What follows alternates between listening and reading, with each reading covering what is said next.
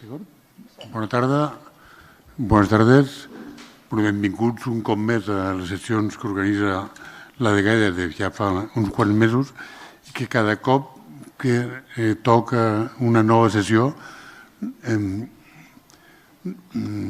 reestimula les més ganes de donar les gràcies. Per al Club de Roma és un honor col·laborar amb aquest cicle en el que moltes persones ja han participat bé en presencial o bé per streaming i que té segur una utilitat notable dins d'aquesta voluntat global de reflexionar sobre temes vinculats a la violència envers la infància. Hem anat aprofundint en diferents aspectes i cada cop ha estat un goig i un plaer i especialment per un profà com jo en aquests temes el poder escoltar i aprendre dels diferents ponents que han intervingut. En la ponente de hoy, le damos la bienvenida a esta casa con mucho gusto. Que sepas que eres doblemente bienvenida porque te van exactamente igual que una persona de mi equipo. Con lo cual, si algún día necesitas cualquier cosa, preguntas por Cristina. ¿Qué es Cristina? Pues el nombre, pues Cristina Cortés. Pero pues no tiene fallo, no tiene pérdida. Encantados de tenerte aquí y encantados de escuchar tu ponencia en el día de hoy. Un día en que además, la casualidad que vamos a entrar en el equinoccio de primavera a las 22:22 de esta noche. O sea que un día especialmente grato para verte. Y cuando pensaba en la charla de hoy o la ponencia de hoy, acompañando a todo este ciclo impulsado por Esther Cabana, qué sueño más bonito y que está a nuestro alcance porque hay conocimientos crecientes para ello. Qué sueño más bonito si algún día conseguimos erradicar del todo la violencia respecto a la infancia. Si conseguimos eliminar el acoso infantil, el bullying y la violencia que vivimos, desgraciadamente, en algún episodio de estos días y que seguro que en su responsabilidad profesional y política Esther ha tenido que trabajarlo. Qué sueño y qué esperanza pensar que gracias a todos los conocimientos que se van acumulando, algún día conseguiremos en nuestra sociedad y en el mundo eliminar la violencia gratuita y disfuncional y dura respecto a la infancia. Entonces, gracias por todos los que y todas las que, además que sois más todas que todos, muchísimas gracias por todas las que colaboráis en este genial objetivo. Y muchas gracias. Gràcies, Jaume. Bé, bona tarda a tothom i benvinguts a una altra sessió del cicle de conferències de violència contra la infància i avui ens acompanya Cristina Cortés. Cristina Cortés ve de Pamplona, normalment treballa a NIP, és psicòloga i psicoterapeuta, però a més és una persona que volta molt dels muchos tumbos, però també és formadora en el ámbito de infancia, sobre todo cuando hablamos del trauma del desarrollo y también del apego. Cristina además ha incorporado a su modo de trabajar y lo llevo aquí escrito por no dejarme nada, ¿vale? Pero es verdad que incorpora la terapia en MDR, sensoriomotor, neurofeedback, está formada en mindfulness y lleva practicando estas técnicas ya hace años, pero sobre todo ella lo que es experta y lo conoce también a través de la práctica, de trabajar durante muchos años con niños y niñas que han sufrido traumas del apego o del desarrollo, o simplemente han pasado por situaciones adversas de su vida que hacen que su desarrollo se vea perjudicado por diferentes situaciones. Entonces, hoy Cristina viene a hablarnos del trauma del desarrollo y del apego desde una perspectiva de cómo podemos abordar, cómo podemos trabajar tanto a nivel individual, a través del trabajo terapéutico con los niños, de ayudarlos a restablecer los vínculos de apego, pero también y su regulación emocional, también cómo tenemos que psicoeducar a las personas por las cuales se hacen cargo de estos niños para ayudarnos a que los niños se recuperen muy pronto. Tengo que decirlo, de que Cristina ha escrito, lo llevo aquí el libro, porque además es un libro que a mí me gusta mucho, que se llama Mírame y siénteme, y que lo he traído, me he dejado el cuento en casa, creía que lo llevaba, ¿no? Y también un cuento sobre cómo los niños cómo trabajar el sufrimiento con los niños. A veces tenemos la percepción de que cuando trabajamos con los niños solo podemos trabajar a partir de que los niños nos tengan que explicar qué ha pasado, cuando muchas veces los niños son incapaces o no pueden explicarnos qué les ha pasado, pero sí que podemos trabajar con ellos para ayudarles a restaurar y a reparar aquel daño, ¿no? De la mejor manera posible, hacer su vida también mucho más adaptativa. Y por tanto ya no me enrollo más, le doy paso a Cristina. Y bienvenida, Cristina, y todo tuyo. Muchas gracias. De nada. Yo me voy a poner de pie para poderme así mover. Si le doy, empieza ya la primera diapositiva, ¿sí? Bueno, primero agradecer la invitación y también, pues la verdad, cuando hay foros donde se interesan por intervenciones en la infancia y sobre todo intervenciones que sean preventivas, pues yo me siento muy honrada si soy invitada y bueno, y compartir mi experiencia, que creo que también es limitada, ¿no? Pero os voy a hablar sobre todo de lo que yo he ido descubriendo y de lo que yo he ido haciendo. Navarra ha sido una de las comunidades donde más adopción internacional ha habido de la península. Entonces, eso supuso que hace pues, más o menos 20 años o algo más comenzaran a llegar a consulta muchos niños que habían sido adoptados. Y lo cierto es que yo me sentía sin recursos adecuados para poder intervenir con ellos. Porque lo que veía en ellos, o las conductas, mucha falta de palabra, como decían, ¿verdad? Que hay que interpretarla, había que estar muy pendiente del cuerpo, y yo sentía que no tenía recursos suficientes para hacerme una idea de cómo trabajar adecuadamente con esta población que no solamente había sufrido abandono, muchos de ellos habían sufrido también malos tratos en las instituciones que habían estado, e incluso abuso, ¿no? Entonces eso hizo que empezara una ruta de búsqueda, y en esa ruta de búsqueda lo cierto es que hubo como dos enfoques que me ayudaron sobre todo a entender o a irme haciendo una idea de qué es lo que ocurría y qué es lo que yo veía que no sabía cómo abordarlo con los recursos que tenía hasta entonces. Por un lado lo que veía era el impacto que había tenido su experiencia traumática sobre el desarrollo. Es decir, estos niños no se habían desarrollado de una forma adecuada, saludable, y eso hacía que en su forma de comportarse, de elaborar lo que querían decir y expresar, pues tuvieran grandes dificultades porque el trauma había generado una huella madurativa, había generado una huella y había ido generando lagunas en el proceso idóneo que se tenía que haber dado en ese desarrollo. Y por otro lado estaba el apego, que también es fundamental, ¿no?, en el desarrollo. Es decir, ¿cómo se vinculaban estos niños? Pues está claro que lo hacían de una forma distinta, porque era precisamente en muchos de ellos el vínculo lo que generaba el miedo y el terror. Entonces, sus conductas iban dirigidas a protegerse del vínculo. Y esto chocaba plenamente con las familias adoptivas, o luego más adelante empecé a trabajar también con acogimiento, que daban muestras de afecto y esperaban también recibir muestras de afecto, ¿no? Y eso no es lo que ocurría. No sé si va esto bien para pasar. Bueno, esto simplemente es mi presentación, que la podemos pasar. Y voy a poner algunos dibujos, que son dibujos que han, pues bueno, que aparecen en el proceso terapéutico, y pues sí que voy a pedir confidencialidad, ¿no?, que no se hagan fotos y que seamos respetuosos por ese material que estos niños me permiten compartir. Entonces, en mí fue surgiendo una idea, que es que necesitaba hacer un enfoque que estuviera dirigido desde el trauma. Entender qué era el trauma, entender cómo el trauma afectaba de una forma distinta en la infancia. ¿No va esto bien? ¿No puede funcionar bien? No sé. ¿No va bien? A los que está sin...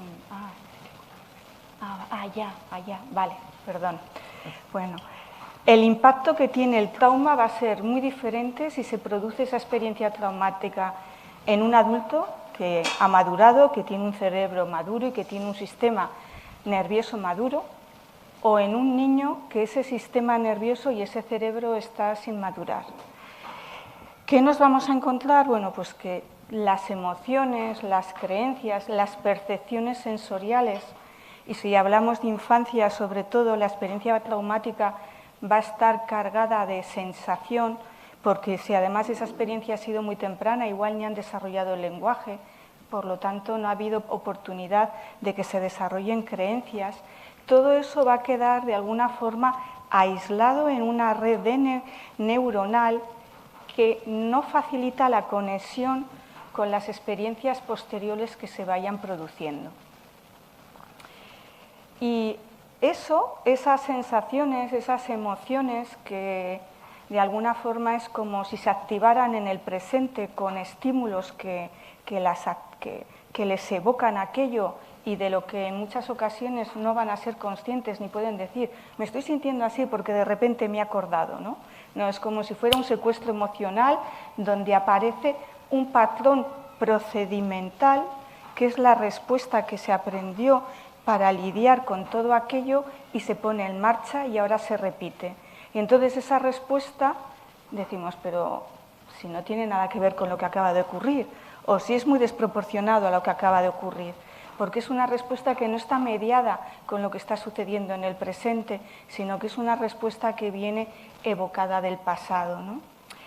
Entonces, independientemente del modelo de intervención que vayamos a tener, porque hay diferentes enfoques terapéuticos que trabajan desde una perspectiva del trauma, todos tienen en común que intentan explicar lo que vemos en el presente, conductas y síntomas con las experiencias del pasado, pero independientemente de luego de cómo lo hagamos, que lo podemos hacer de diferentes formas, va a ser importante entender cómo se ha producido ese desarrollo del cuerpo-mente y cómo se ha producido la capacidad de regularnos.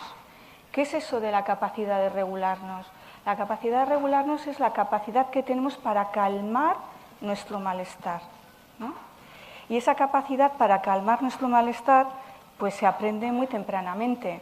Se aprende en los brazos de mamá y papá cuando somos un bebé y están en interacción continua con nosotros y están satisfaciendo nuestras necesidades físicas, pero también nuestra incomodidad emocional o nuestro disgusto, ¿no?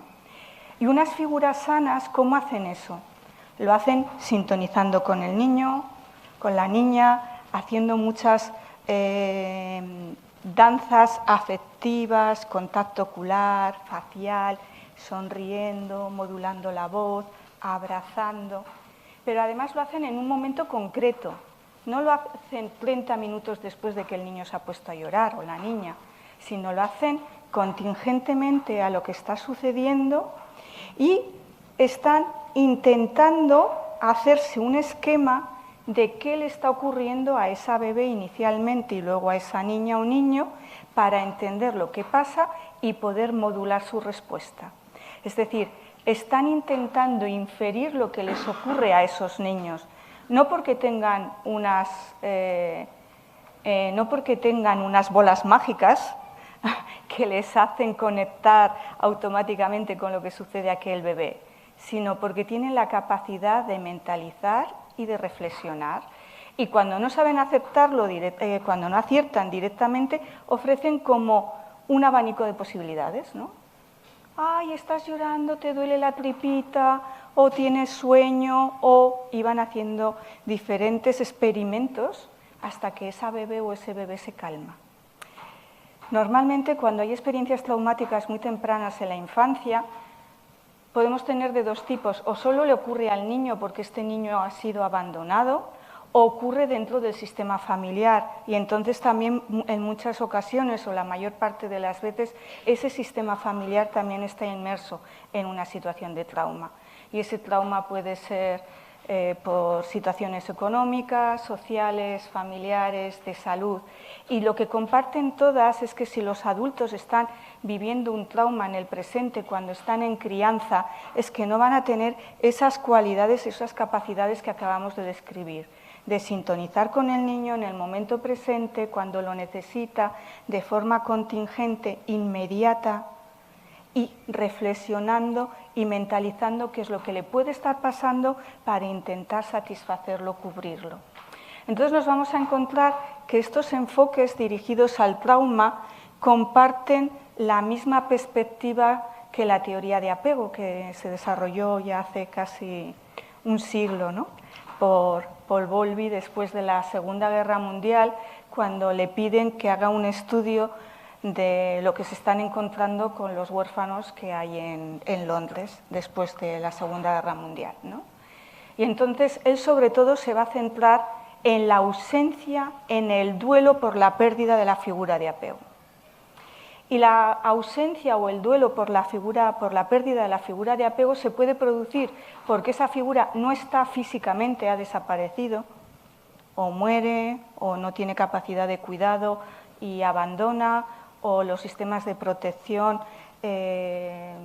lo declaran en desamparo porque no hay capacidad de cuidar adecuadamente, pero también nos puede ocurrir porque hay un estado depresivo o un estrés inmenso, estamos lidiando con la supervivencia, ¿no?, situaciones muy extremas, y se puede estar físicamente pero no se está emocionalmente.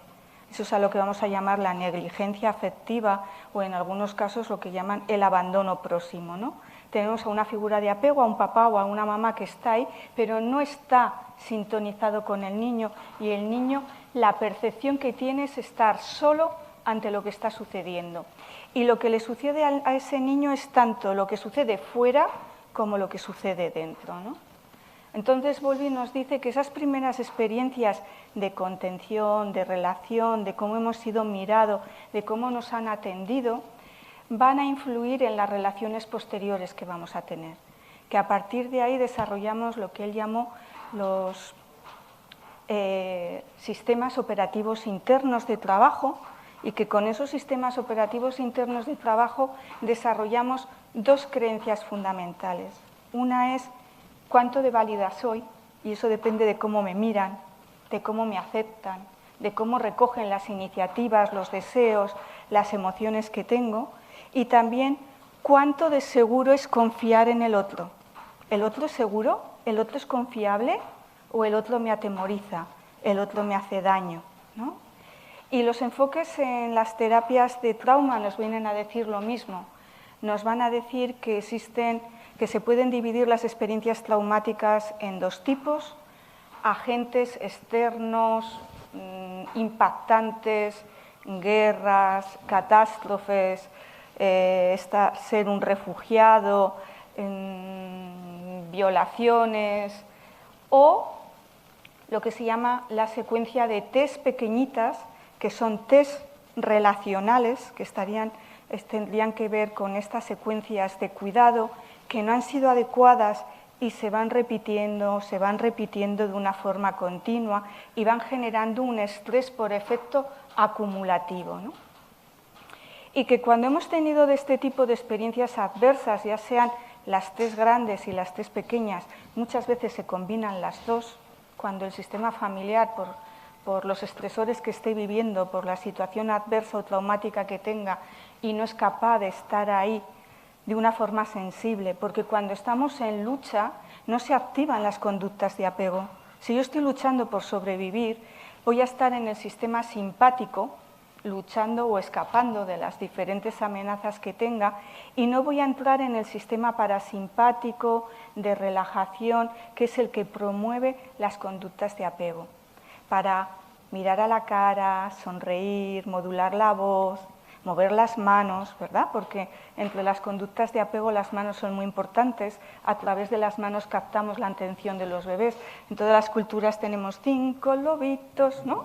No sé cómo se dirá aquí en catalán, ¿verdad? Pero, ¿y qué hacemos con eso? Atraer la atención. Con las manos atraemos la atención de ese bebé o de ese niño pequeño. Los títores También en todas las culturas los títeres, que es una forma de, o nos ayudan a externalizar los problemas y al mismo tiempo seguimos la atención con las manos. Y es una forma de explicar, lo mismo que los cuentos o las narraciones populares, explicar las grandes odiseas que igual ese niño tiene que superar, ¿no? Porque de alguna forma todo niño, toda niña es un héroe que va a tener que transitar su propia historia y va a tener que recorrer todo su desarrollo, y el desarrollo en sí mismo implica conquista, implica riesgo y implica superación. Y eso no se va a hacer lo mismo, ese niño, esa niña que va gateando y luego se arriesga a ponerse de pie y está tambaleando y no tiene un buen equilibrio, eso no lo va a hacer de la misma forma si está siendo mirada, recogida por papá y mamá que la alientan a seguir, o lo hace porque el sistema está preparado biológicamente para eso, para alcanzar la locomoción, pero no ha habido nadie que ha reparado en ello cuando lo ha hecho, ¿verdad? Ese primer niño o niña que papá y mamá han visto su conquista, se le va a quedar apegado en el cuerpo, porque todas las experiencias se quedan en el cuerpo, las vivimos en el cuerpo. Antes de tener una mente desarrollada, lo que tenemos es la sensorialidad del cuerpo y la experiencia del tacto, ¿no? Y todo lo que nos llega, y sobre todo en las primeras etapas, a través del olfato y el tacto, que son los moduladores, los que regulan ese sistema nervioso de ese bebé o de esa niña o niño pequeño, ¿no? Entonces, los niños que tienen la suerte de que son recogidos por la mirada de papá o mamá, esa experiencia se les queda encarnada en el cuerpo, se queda lo que se llama ahora corporizado, ¿no? Se queda corporizado. Sin embargo, el niño que conquista algo, me da igual ponerse de pie o subir a la telaraña más alta del parque, y que se gira buscando la mirada de mamá y papá y no se la encuentra, esa experiencia no se queda. Y no se queda la sensación de logro, y por lo tanto tampoco se queda la sensación de he conseguido algo, qué guay soy, ¿no? Esa satisfacción interna de haber logrado algo. Entonces, ese niño, esa niña se va a ir desarrollando, ¿y con qué se va a encontrar? Con que va a conquistar muchas cosas, pero no va a tener la sensación de haberlas logrado, ¿no? Y entra ya en estados de ansiedad, de depresión. Entonces, las primeras experiencias que tenemos, ya sean de test grandes o test pequeñas, van cargadas de sensaciones, de un componente sensorial que genera emociones, y que esas sensaciones y emociones, cuando algo activa el componente de aquella experiencia, hace que vuelvan.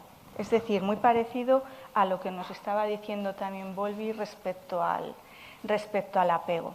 Entonces, en esas primeras interacciones lo que se va a conseguir es lo que se ha llamado la neurocepción de seguridad. ¿Cómo se logra la neurocepción de seguridad? Pues se logra en los brazos, en ese acoplamiento que hace el bebé, el niño pequeño, en los brazos de mamá y de papá, y que puede estar así, ¿verdad? Relajado. Si tenéis hijos, nietos o sobrinos, seguro que habréis visto a un bebé cómo se relaja en los brazos. Es lo que los neurólogos han llamado la experiencia de inmovilización sin miedo. Estamos inmóviles sin miedo. Que esa experiencia va a ser muy diferente a la inmovilización con miedo. Que si hay aquí profesionales, pues igual es lo que se encuentran en algunos de sus usuarios infantiles, que son niños o niñas que están bloqueados, que se mueven de una forma muy errática porque tienen esa neurocepción de seguridad, no la han alcanzado, ¿no? Sino lo que tienen es justamente todo lo contrario, una neurocepción de inseguridad. ¿Por qué neurocepción? Porque nos quiere decir que no tiene nada que ver con la consciencia, no es algo cognitivo, no es una creencia, sino es una experiencia del cuerpo que se activa. ¿Y cómo se va desarrollando esa mente? Pues esa mente se va desarrollando de una forma neural, haciendo conexiones, ¿verdad? Siguiendo el proceso biológico para el que está preparada, pero sobre todo se va a desarrollar de una forma social. El desarrollo del cerebro se produce a través de la relación. Primero la relación con los cuidadores, con papá, mamá, con la familia más extensa, con toda la red que se tenga, y posteriormente con las otras relaciones. Y es ahí donde el cerebro se desarrolla y es ahí donde nos conocemos a nosotros mismos. No tenemos bebés sin una mamá, sin un papá. El bebé no existe por sí solo, existe en función y en relación con alguien. Y esa relación va a ser muy importante. Entonces, no tenemos mucho tiempo, me ha dicho que más o menos hora y media, ¿verdad? Entonces, y desde ahí no pretendo que esto sea un taller sobre trauma ni sobre apego, porque el tiempo es muy escaso, pero yo me sentiría muy contenta y satisfecha si generara reflexión, ¿no? Si reflexionáramos qué es lo que necesitamos pues, para que los niños y las niñas puedan crecer en seguridad. Y es muy importante porque venimos de una pandemia y hemos visto lo que ha generado la pandemia. Y la pandemia que ha sido un estrés continuo durante muchos meses y luego se han sucedido pues, la guerra, otra vez incertidumbre, que si amenazas económicas, más incertidumbre, lo que hace es que todas las familias, todos los seres humanos del planeta, ¿verdad? Ahora lo vimos todo globalmente, pues estemos en una situación de estrés continuo. Y si estamos estresados, va a ser mucho más difícil que se activen nuestros mecanismos de conexión y de confiar en el otro. Y eso también lo vamos a proyectar en los niños. Y de hecho lo estamos viendo, los que más están brotando, por decirlo, son nuestros menores. Los niños y los adolescentes están mostrando después de la pandemia una sintomatología muy intensa y propia de experiencias de trauma, que hasta entonces era más común verlo en contextos muy concretos, ¿no? Y ahora se están produciendo de una forma mucho más generalizada. ¿Qué necesitamos? Bueno, pues entender que somos grupo y que las soluciones van a venir de forma grupal y que tenemos y nos regulamos y nos calmamos desde esa cohesión.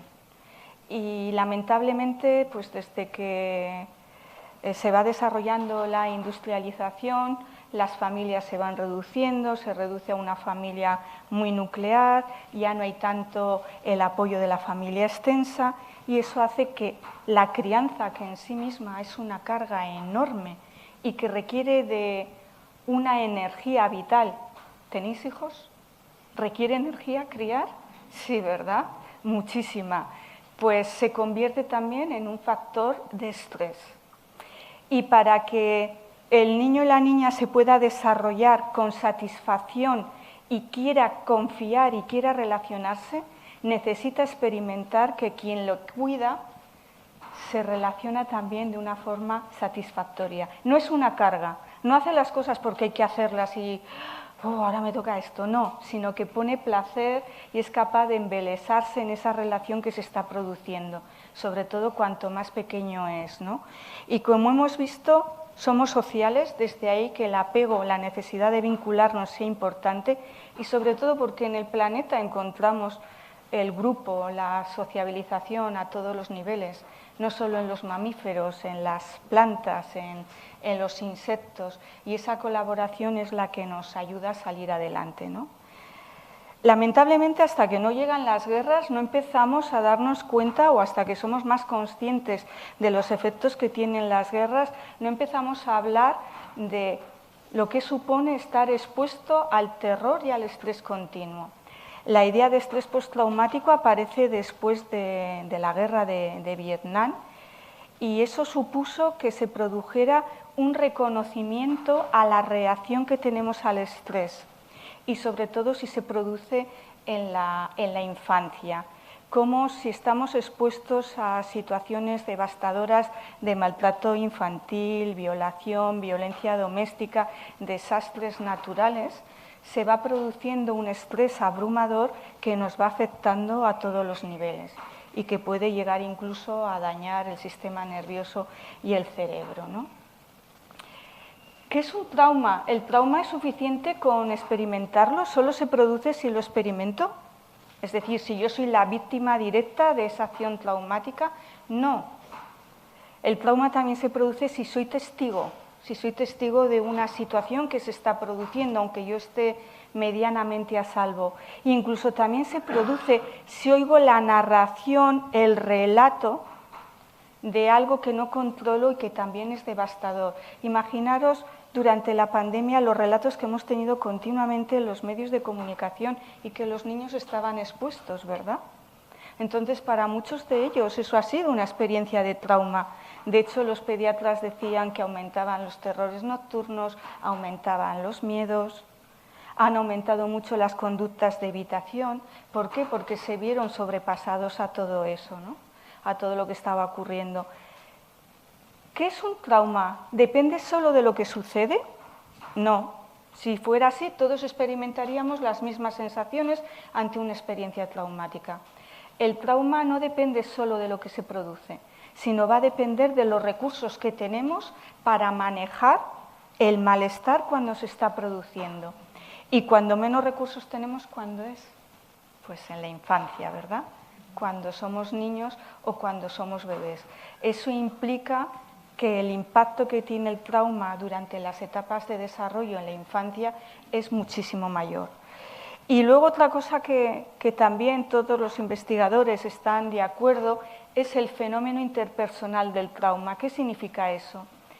Que el trauma más intenso es el que se produce o lo produce otra persona. Es el que genera más un impacto mayor. Y sobre todo, si esa persona tiene una relación conmigo. Es decir, desde ahí el maltrato, el abuso que se vive dentro de la familia va a tener unas consecuencias enormes. Y también el bullying que se vive dentro del contexto social de los pares, de los iguales. Y desde la perspectiva del adulto que está desarrollado y tiene un poder, pues muchas de las experiencias que a veces viven los niños se consideran que no son importantes o no se les da la relevancia adecuada, ¿no? Yo atendiendo después de la pandemia, muchas familias me decían, no, lo vivimos bien, y sin embargo los niños no querían salir de casa, ¿no? Estaba claro que igual lo que para ellos había sido relativamente sencillo no había tenido el mismo impacto en sus hijos, porque los recursos que tenían son diferentes. Entonces, eso implica que los niños son mucho más vulnerables a la experiencia del trauma. ¿Y la experiencia del trauma en sí misma qué es? Bueno, pues la experiencia del trauma implica un impacto sobre el desarrollo. Es como que se produjera una tensión que no está regulada y que está afectando a todo ese sistema nervioso y a ese sistema neural, a las neuronas del cerebro, ¿no? Ese impacto y esa tensión se puede deber bien a las necesidades insatisfechas de relación, de cariño, de vínculo, porque un bebé, un niño pequeño, una niña lo necesita eso como el alimento, ¿no? Para desarrollar y crecer y que pueda expresar todo el potencial que tiene su cerebro social. O se puede deber a la exposición de eventos aterrorizantes y muchas veces es una combinación de las dos cosas. ¿Y cómo lo van a expresar los niños? La capacidad de comunicar los niños lo que están sucediendo es mucho menor que la del adulto y muchas veces nos lo van a expresar de forma indirecta a través de las pesadillas o del juego, representando en el juego las situaciones que les han impactado o sobrepasado. Entonces tendríamos ese evento traumático, la prolongación, a más tiempo lo que se va produciendo es una desregulación crónica que puede ir afectando a más sistemas y entonces va determinando o va afectando a todo el desarrollo. Si miramos los diagnósticos, es muy difícil encontrarnos un diagnóstico de estrés postraumático, que sería, digamos, la etiqueta que se pone cuando has vivido una situación de trauma, ¿no?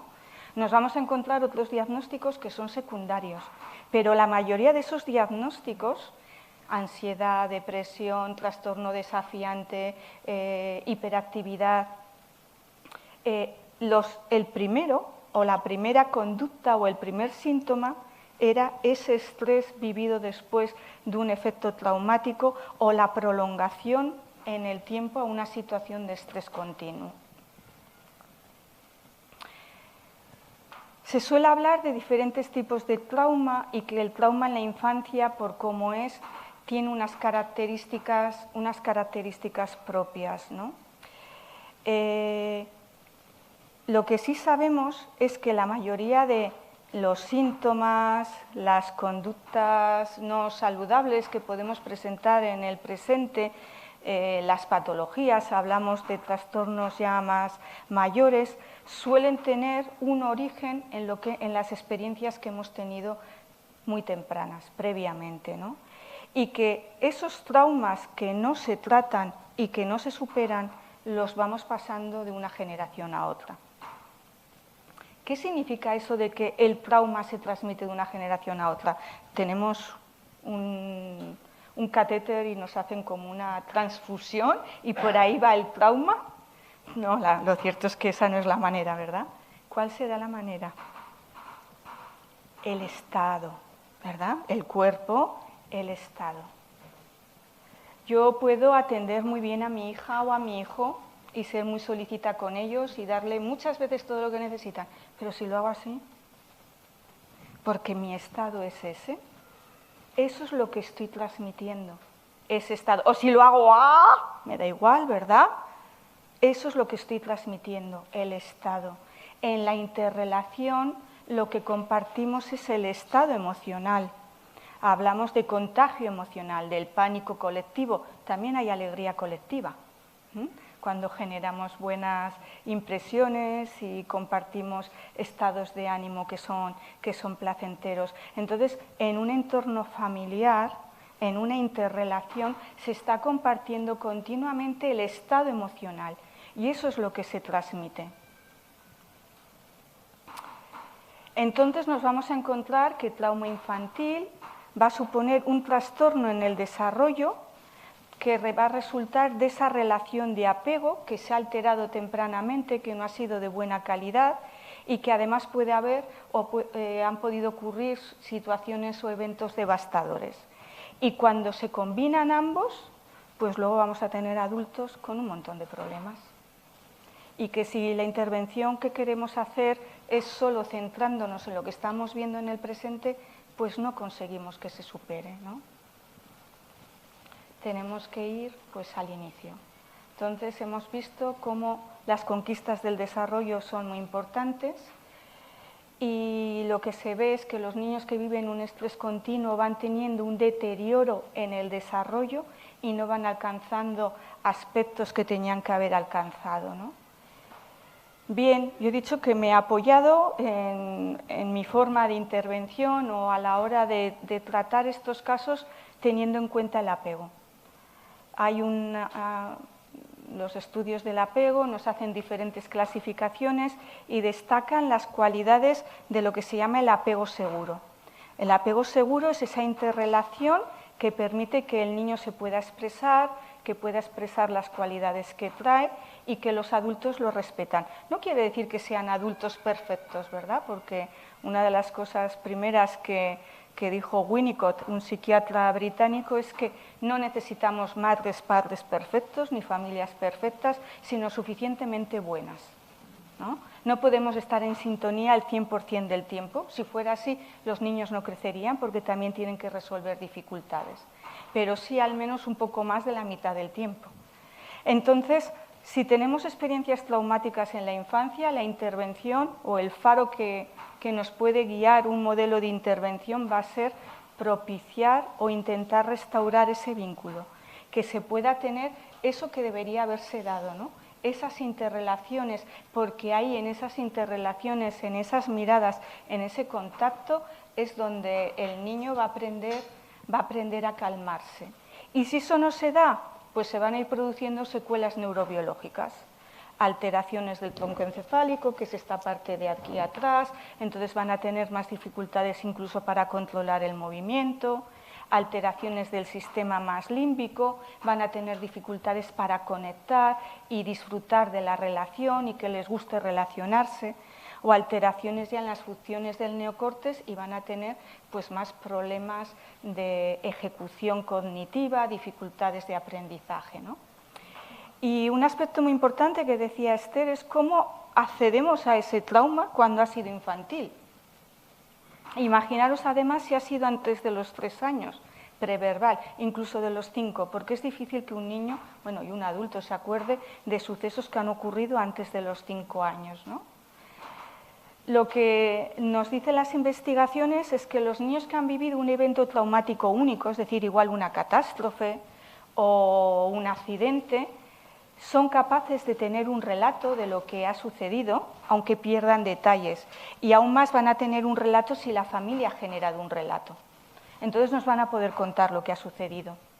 Sin embargo, ese otro tipo de trauma que está relacionado con lo cotidiano, con el día a día, donde no se atiende adecuadamente mis necesidades, donde vivo terror, estoy con miedo, pues eso es lo que no se recuerda.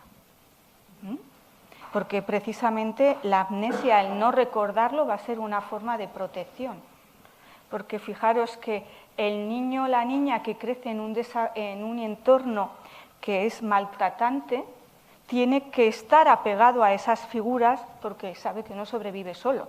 Entonces la biología le empuja, le lleva a que se apegue. Pero al mismo tiempo esas figuras que deben protegerla y que en algunos momentos la protegerán o le protegerán y en otros no, son los que le producen el miedo. Entonces se producen conductas ambivalentes. Quiero estar y me da miedo, ¿no? Y lo normal es que no sean capaces de hablar de capítulos extensos de su vida. No hay forma. ¿Cómo accedemos entonces al trauma? Pues lo tendremos que hacer de otra manera. ¿Cómo nos desarrollamos? Vamos a ser el resultado de nuestra herencia genética, del temperamento que traemos, de las cualidades de ese potencial genético que traemos y que ojalá se pueda expresar, pero para que se expresen esos genes van a estar determinados por las experiencias. Cada vez se habla más de la epigenética, ¿no? La epigenética es cómo influye la experiencia, las situaciones que vivimos sobre la expresión de los genes. Los genes no cambian, pero sí cambia cómo se expresan. Y cambian cómo se expresan a través de las enzimas, de los desequilibrios enzimáticos que se producen. Fijaros, del 36 al 40% de los niños que se desarrollan en instituciones tienen problemas en el desarrollo cognitivo, tienen dificultades de aprendizaje. Esto nos está diciendo que ese no es el entorno adecuado ni el mejor para que se desarrolle un niño, ¿verdad? Van a tener secuelas a corto plazo, evitación de los estímulos relacionados con el suceso que les generó el evento traumático, embotellamiento defensivo, síntomas disociativos, eso quiere decir que no se acuerdan de nada o de casi nada, o que viven las situaciones como estancas y no logran unificarlas unas con otras, o no se acuerdan de cosas que han hecho, ¿no? Niños que igual van al examen, salen del examen y no se acuerdan de nada de lo que han respondido, porque experimentan un nivel tan alto de activación en el examen porque no confían en sus cualidades, que lo han hecho en un estado como de medio disociativo en el que no había ningún control. Y igual, mientras habían estado estudiando en casa, en un entorno de seguridad y con calma, eran capaces de resolver las cosas, pero luego en el examen no, ¿no? Vamos a tener problemas de regulación afectiva, de desmoralización, y todas estas, con el tiempo, no se van a resolver solas, sino que se incrementan y se cronifican, ¿no? Vamos a ver una investigación que ha demostrado que hay una huella biológica en niños que han sufrido maltrato y que eso hace que luego tengan una mayor dificultad en el control de los estímulos y puede propiciar que ellos terminen teniendo conductas parecidas, ¿no? No quiere decir que se den todas, pero sí. Entonces, ¿el trauma qué es? Bueno, pues es la respuesta a la amenaza. Se produce cuando los recursos internos y externos son insuficientes. ¿Y en la infancia de qué depende? Pues depende de los recursos de los cuidadores. Se intentó en el DSM-5, es el criterio que tenemos para hacer diagnósticos, ¿verdad? Y hubo un intento de hacer un constructo que se le llamó el constructo Desnos para describir el impacto del trauma en el desarrollo, porque si no al final estos niños terminan con un montón de diagnósticos y en realidad todo depende o todo es la causa de esas experiencias tan tempranas donde no ha habido regulación, donde no ha habido calma y donde han experimentado igual un terror intenso, ¿no? Y lo que nos dice este constructo es que cuando se tiene un desarrollo así, pues va a haber alteraciones en la regulación del afecto, de las emociones, alteraciones en la atención o la conciencia, por eso luego nos acuerdan de muchas cosas, alteraciones a la hora de relacionarse con los demás, o tienen mucha necesidad de estar en contacto o no tienen ningún interés en relacionarse con el otro. Alteraciones en la creencia, somatizaciones, van a expresar muchos de los aspectos emocionales que viven a través del físico, dolores de cabeza, de estómago, parálisis de extremidades, pérdida de visión momentánea y alteraciones respecto al significado. Se mueven con otros significados diferentes, ¿no? ¿Y qué es lo que ha ido demostrando la investigación? Pues que sin una intervención adecuada, esa falta de regulación en todos esos aspectos va aumentando y cada vez hay una falta mayor de autoconciencia, de autorregulación y de capacidad para pedir ayuda. Entonces la ayuda la tenemos que promover nosotros. Aquí tenemos una diapositiva en la que se ve la diferencia de las conexiones en un cerebro que se ha desarrollado sin maltrato, que sería este de aquí.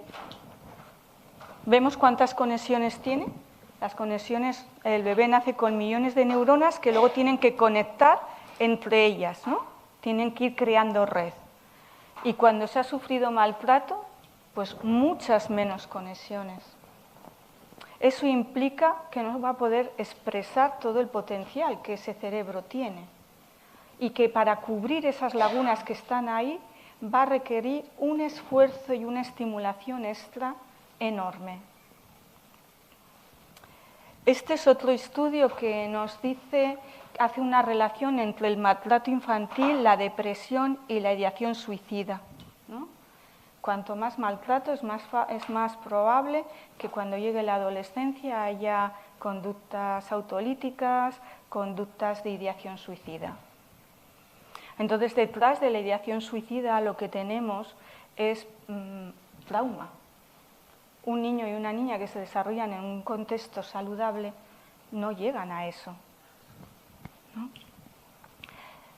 ¿Cuál debería ser el preámbulo y la mejor prevención? Pues intentar proveer desde una etapa muy temprana todo esto, ¿no? ¿Para qué? Pues para poder tener lo que nos caracteriza como mamíferos. No somos reptiles, los reptiles eclosionan los huevos y cada uno sigue su vida y que sobreviva el que pueda.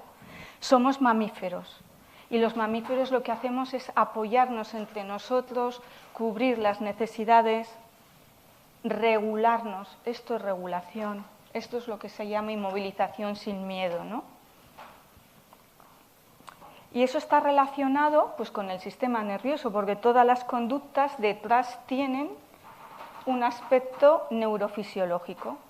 Hay una teoría, que es la teoría polivagal, que de alguna forma intenta explicar cómo se produce la regulación fisiológica, es decir, dentro nuestra, y cómo nos regulamos hacia afuera.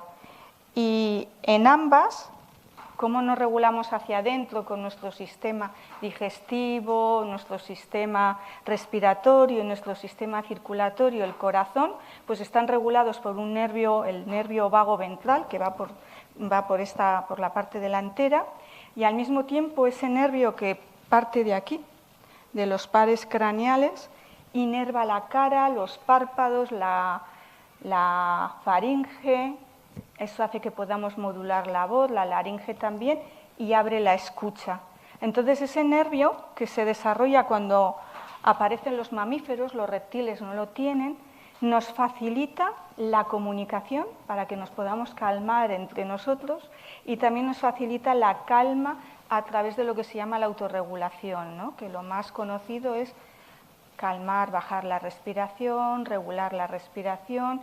Eso hace que baje la tasa cardíaca, la variabilidad cardíaca, que nos vayamos relajando y que el malestar sea más llevadero. Y también a través de la digestión.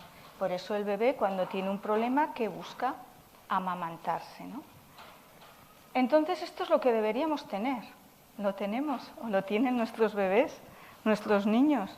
Lamentablemente no, ¿verdad? Este es el canguro rojo, es el marsupial más pequeño. Y nada más nacer, ¿qué hace? Trepar, como una hormiguita que es, trepa hasta la mama de su madre y ahí se va a enganchar y la succión con el pecho materno le va a calmar y le va a decir, "Ay, estoy seguro", hasta que vaya creciendo. Bueno, pues nosotros no somos muy diferentes, ¿eh? Como mamíferos hay una parte biológica que es muy importante tenerla en cuenta. Cuando no la tenemos en cuenta es cuando se producen muchos problemas. ¿Y cómo nos regulamos? ¿Cómo se regulan los bebés? Pues lo estamos viendo. Miradas, contacto. No sirve el pecho solo como amamantación, como un suministro de alimentos, sino lo importante es la relación que se produce ahí. Y en ese contexto que se está dando, pues un aprendizaje social que es lo que nos caracteriza como seres humanos, ¿no? Y venimos preparados para tener una experiencia de continuidad entre el útero y el exterior. Y de hecho se considera que en los primeros 1000 minutos el bebé ya está eligiendo la ruta que se llama del cortisol, estar alerta, o la ruta de la oxitocina, la hormona del amor, que es estar relajado y vinculado. Y eso va a depender de si ha podido tener una experiencia de estar en contacto piel con su madre. Entonces, entre las medidas de prevención está eso, facilitar y potenciar el contacto nada más nacer, porque los moduladores, es decir, la forma que tiene de regularse y de calmarse el bebé, va a ser a través del olor y del olfato. Y entonces pues tenemos este tipo de experiencias que son imprescindibles para que se desarrollen esas conexiones. Esto es fundamental, es una experiencia de satisfactoria, de embelesamiento, ¿no? Ahí es donde se van produciendo esas primeras creencias. ¿Qué características tiene esa relación? Pues esa relación tiene unas características muy propias. Por un lado, hace un gran esfuerzo de proximidad, quiere estar en contacto. Por eso decimos apegarse, es que literalmente nos apegamos, porque necesita el contacto, porque el bebé, a través de estar en contacto con su madre, regula la respiración, regula la temperatura y regula la tasa cardíaca. Eso hace que entre en modo calma, en modo parasimpático, y no esté en modo alerta, ¿no? Además, va a mantener un contacto sensorial privilegiado. Estar en contacto con mamá, con papá, le resulta muy placentero y lo reconoce olfativamente enseguida. Desde ese contacto va a explorar el cuerpo de mamá, el cuerpo de papá y luego va a explorar el propio. Y eso va a hacer que pueda ir manejando la ansiedad de separación. Que el bebé, el niño pequeño, sienta ansiedad cuando se separa de sus padres es normal. Pero en la medida que tiene de esto mucho, digo mucho porque muchas veces, o antes se decía, con interacciones pocas de calidad es suficiente. Hoy sabemos que no, que además de calidad de estas interacciones necesitamos también mucha cantidad. Y que si no hay cantidad suficiente, pues hay deprivación de esa seguridad, ¿no? Pues si se tiene de eso lo suficiente en cantidad y calidad, lo que va a ocurrir es que va a tener motivación por explorar el mundo y que todas esas conexiones del cerebro se van a producir de una forma adecuada. ¿Y qué tipo de experiencias necesita? Pues hasta los 14 meses, que no anda, ¿verdad? Y si tenemos un bebé más o menos sano, pues las cosas deberían ser bastante fáciles, y si tenemos también una familia sana que no está viviendo tanto estrés, hoy eso ya es más complicado, pues vamos a hacer esa suposición, debería ser fácil. Esas experiencias tendrían que ser sobre todo satisfactorias y embelesadoras, quedarse con el bebé, disfrutar con él. Y eso hace y propicia que se generen lo que se llaman las conexiones del cerebro excitatorias. Va a mostrar alegría, va a mostrar ganas de vivir. Si no se ha tenido de eso, luego se es así. ¿Te apetece? ¿No? Yo tengo pacientes así, que da lo mismo. lo que les propongas, y que en la escuela te dicen, es que no tiene motivación por nada, es un vago, ¿no? Porque enseguida ponemos también un calificativo, no, no es un vago, tiene una historia detrás terrible. Y eso hace que no muestre interés por lo que hay ahora aquí en el presente. Y después de esas conductas, ¿qué tenemos? A mí me parecen que los animales son unos maestros de crianza estupendos, ¿no? Pues cuando ya el bebé, el niño pequeño, empieza a andar, ¿qué deberíamos introducir? Se van a desarrollar las conexiones inhibitorias. Hay que introducir el no, no. Y el no también es muy importante, ¿eh? Porque ahora muchos problemas también los tenemos porque no se introduce el no. Y vamos a ver cómo introduce el no esta mona. Le está diciendo no, no, no, no, no, no, no, no. ¿Pero qué hace? Fijaros, permite el contacto y no rompe la vinculación. Introduce el no sin enfadarse, sin desbordarse, sin inducirle vergüenza y sin romper la conexión. De esta forma se desarrollan las conexiones inhibitorias bien. Si el no se introduce con muchísima carga, el cuidador de una forma desbordada porque está agotado, porque no puede controlar más, lo que se hace es que el bebé se va inundando. Decir no es hacer así para el bebé. ¡Ah! Estaba intentando hacer algo y entusiasmado y hace así. Corta la conducta. Si eso va lleno de carga emocional, no solamente corta la conducta, sino que se llena de vergüenza. La vergüenza es una emoción muy mamífera, la tenemos en todos los mamíferos. Yo tengo un gato y cuando le digo no, hace así, baja la cabeza, ¿verdad? ¿No? Y la vergüenza, la función que tiene es dejar de hacer una conducta que al grupo no le parece adecuada, para que te vincules bien con el grupo. Pero si se inunda mucho de vergüenza, lo que haces es generar una inhibición muy grande y luego no te atreves a hacer nada. Y eso tampoco es adecuado. Y fijaros, todo esto se juega en etapas muy tempranas. ¿Qué implica? Pues que la conciliación familiar no es un lujo, es una necesidad.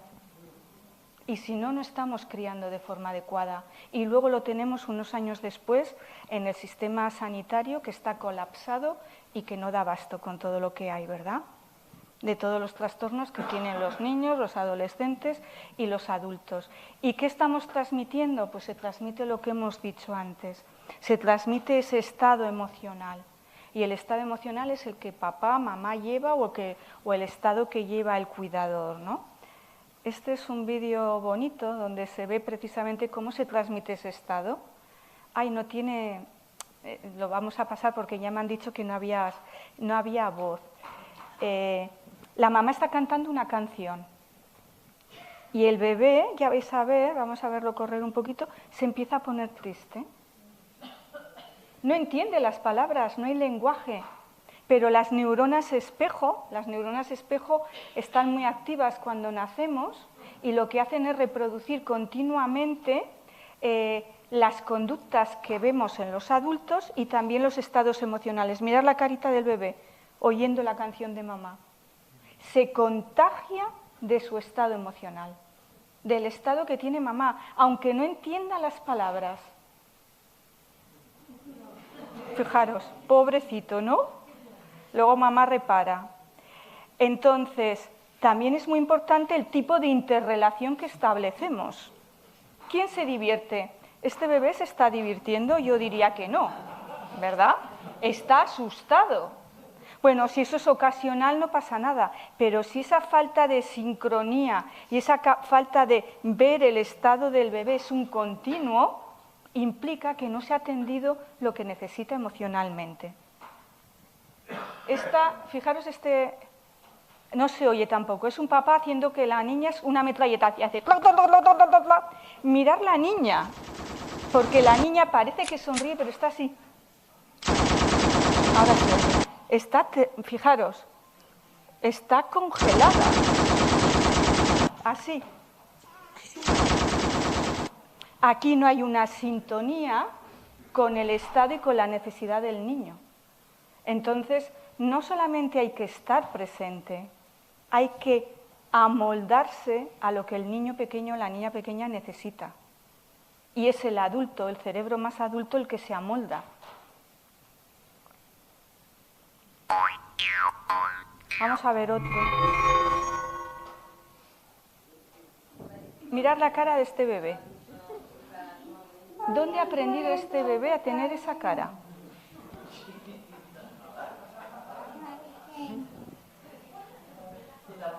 Del abuelo, de la abuela, de la mamá, del papá. Pobre abuelo, por eso. Pero fijaros, si este estado es el que vive habitualmente, luego va a ser alguien que va a sintonizar con las necesidades del otro. Difícilmente, porque aquí le están haciendo unas carantoñas o están jugando con él, pero está claro que a él no le gusta y que no atienden su necesidad, ¿no? ¿Eso qué provoca? Ahora, un poquito, pero otra vez, mirad qué ceño. No tiene palabras para decir, esto no me gusta. Entonces es el cuidador el que tiene que interpretar las señales corporales. Bueno, pues si nos encontramos luego a este niño adolescente o con 8 o 10 años en terapia, porque es probable que vaya a terapia, ¿verdad? Habrá que interpretar su cuerpo, porque no nos va a describir lo que le sucede. Primero, porque no va a saber ni lo que le sucede. Porque para que un niño pequeño sepa lo que le sucede, necesita interacciones y palabras. Esa figura de apego seguro que está aquí, que se va comunicando afectivamente a modo de danza, que es como un baile con el bebé, no solamente se comunica con el cuerpo, sino que también va poniendo palabras. ¡Ay, estás contento! Esto te ha gustado, ¿verdad? Y eso es un continuo de cientos de veces en los primeros años. Y entonces, ¿qué ocurre? Que ese niño, esa niña a la que le han dicho, ¿estás contento?, luego identifica ese estado con las palabras contento y sabe lo que es estar contento. Pero si no han puesto nunca palabras, no va a saber lo que es estar contento. Y tendremos que empezar por identificar, que puedan identificar emociones. Y lamentablemente, pues esto es un continuo en nuestra crianza del momento actual. Y esto es falta de interacción. Fijaros, amamantado, la mamá para aquí y el bebé para allá. Todas esas experiencias de sintonía perdidas. Y en esas experiencias de sintonía es donde se aprende la regulación emocional. No sé si nos dará tiempo, pero presentaba una investigación que se ha publicado en el 2020 de adolescentes australianos, ¿verdad?, que la investigación lo que nos dice es que no saben calmarse, lo que estamos viendo también ahora, que tienen que recurrir a calmarse, a las autolesiones, que se dispara, la ideación suicida, y cuando van para atrás, ¿con qué se encuentran? Con muchas experiencias de estas, mucha tablet, muchas pantallas y poca regulación con el otro. Porque de momento una pantalla no nos sonríe, igual dentro de unos años sí, o enseguida, ni nos pasa así la manita por encima y nos calma. Y necesitamos de esas interacciones sociales, corporales, donde el otro se va adaptando. Y es ahí donde aprendemos a adaptarnos y es ahí donde aprendemos flexibilidad mental. Y una de las cosas que también estamos encontrándonos es la falta de flexibilidad en los jóvenes, ¿no?, en los adolescentes y niños, mentes muy rígidas, porque les ha faltado toda esta experiencia de adaptación en la relación. Entonces, ¿esto es negligencia? Bueno, pues es lo que se está llamando abandono próximo, ¿no? Y desde luego nos va a generar muchos problemas. ¿Qué necesitamos una y otra vez? Hay un vídeo en National Geographic, no sé si viene detrás, no, esto ya lo hemos pasado. Es un vídeo en el que se ve una leona, un cachorro molesta a un león y el león va por él. Y la leona le defiende y después la leona hace esto.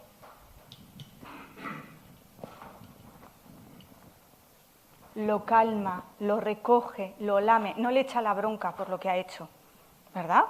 Que a veces eso es lo que hacemos nosotros, pero ¿cómo has podido? ¿No? No, lo calma, lo recoge, le lleva a lo que se llama a otro estado discreto de calma, para que el sistema que se ha activado mucho pueda hacer.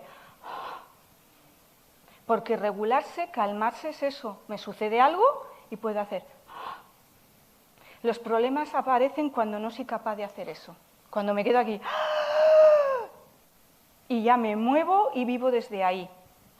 Y moverme y vivir desde ahí implica estar así, o en lucha, y si veo que no tengo posibilidades de luchar, voy a pasar a colapsarme y estar también así, alicaída, sin ganas de interacción. Entonces, ¿qué es lo que necesita esa leona para poder hacerlo? Pues por un lado necesita sentirse fuerte para defender al cachorro y por otro lado ser sensible a la necesidad del cachorro. Y eso requiere no estar sobrepasada, no estar estresada. Y llevamos demasiado estrés. Entonces, los padres son artífices del desarrollo de los niños, los vamos a tener que tener en cuenta. Si somos terapeutas, pues vamos a tener que prestarle mucha atención a los padres. Esta es una investigación que se ha publicado recientemente, que precisamente nos habla de un metaanálisis que se ha hecho donde se ve que es más efectiva la intervención directa con los padres cuando hay temas de ansiedad en los niños que intervenir directamente con los niños. Que si hacemos una intervención con los papás y los papás adquieren recursos y los papás están más tranquilos, papás y mamás, eso redunda y baja la ansiedad que tiene el niño o la niña. ¿Por qué? Pues porque el niño se mueve dentro de un sistema familiar, dentro de un contexto. ¿Y qué necesita? Pues va a necesitar muchas experiencias, primero de ser calmado, lo que se llama regulación diádica, calmarse con el otro, calmarse con el otro. Y finalmente, cuando uno es calmado muchas veces con el otro, aprende a calmarse. Y todo esto es maduración del cerebro. Por un lado, lo que se llama la integración vertical, que es que se desarrollen conexiones desde aquí atrás hasta aquí. Esta parte la compartimos con los reptiles, esta más con los mamíferos y esta con los monos, ¿no? Y estas conexiones se producen con el movimiento y con el contacto. Un bebé que está sentado así, con una tablet, no desarrolla conexiones verticales adecuadas. Y luego necesitamos lo que se llama la integración horizontal, que es que se comuniquen los dos hemisferios, el hemisferio derecho y el hemisferio izquierdo. Y esa integración horizontal, ¿cómo se produce? Con la comunicación, con las interacciones cara a cara, con la relación. Las interacciones cara a cara lo que hacen es regular ese estado y producen placer. Este tipo de interacciones no regulan y lo que producen es, tenemos 3 niños jugando cada uno de forma individual e independiente. Que yo no quiero decir que no haya que usar la tecnología. La tecnología es fantástica, pero tenemos que aprender a manejarla adecuadamente, sobre todo en la infancia. Porque si no, estos niños se van a desarrollar de una forma distinta. Y algunos investigadores ya están diciendo, y bueno, lo estamos empezando a ver, que si nos desarrollamos sin contacto y sin relación, lo que aumenta es el trastorno autista. Y el síndrome de trastorno autista es lo que empieza a ser ahora más diagnosticado, ¿no? Así que prevención implica, yo creo que hay que educar mucho a los padres, tenemos que tener información adecuada de cómo es el desarrollo para promover conductas adecuadas en las casas y luego cuidar la necesidad maternal, es decir, atender el sustrato biológico. Porque por biología a las mujeres pues nos ha tocado un papel importante en todo lo que se llama etapa primal, que es gestación, parto y lactancia si la hay materna. Y si la hay externa, pues ahí va a participar también el papá. Y no quiere decir que en todo lo demás no tenga que participar la segunda figura, porque se puede participar de muchas maneras, ¿no? Pero esa primera regulación biológica tiene un componente, un sustrato que viene marcado por la biología. Y bueno, pues hay investigadores como los que han desarrollado el concepto de piel con piel o mamá canguro, ¿no? Que empieza ya a ser instalado en la mayoría de los hospitales, afortunadamente, pues que dicen como Nis Berman que si la cultura va en contra de la biología, pues lo que tenemos que cambiar es la cultura, porque la biología no la podemos cambiar, ¿no? Y cambiar la biología implica pues tener muchos problemas. Entonces, nuestra mente y la capacidad de procesar lo que nos sucede, incluso las experiencias adversas, se va a producir en relación con otras mentes. Y de esa forma es como se va floreciendo y vamos generando todas esas conexiones neuronales que nos determinan como humano y con toda la capacidad que tenemos para crear, para desarrollar pues todo lo que hemos creado, ¿no? Entonces, esa capacidad de mente neural y social necesita de muchas experiencias, de ser consolado y de respetar esa tendencia a pegarnos.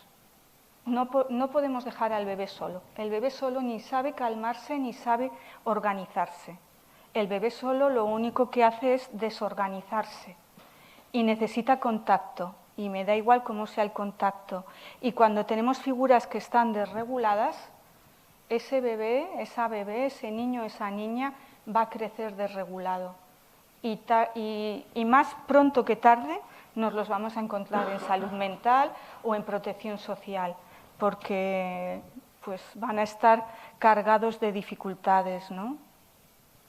Entonces, un modelo de prevención es precisamente cuidar la gestación. Este es otro metaanálisis del 21 que ha recogido 73.000 estudios que habla de cómo el estrés gestacional provoca o luego puede precipitar pues una serie de trastornos, ansiedad en el bebé que nazca, TDA, trastorno de hiperactividad, trastorno también autista, enfermedades, rosáceas, pieles atópicas, bueno, no solo temas psicológicos, sino también físicos, ¿no?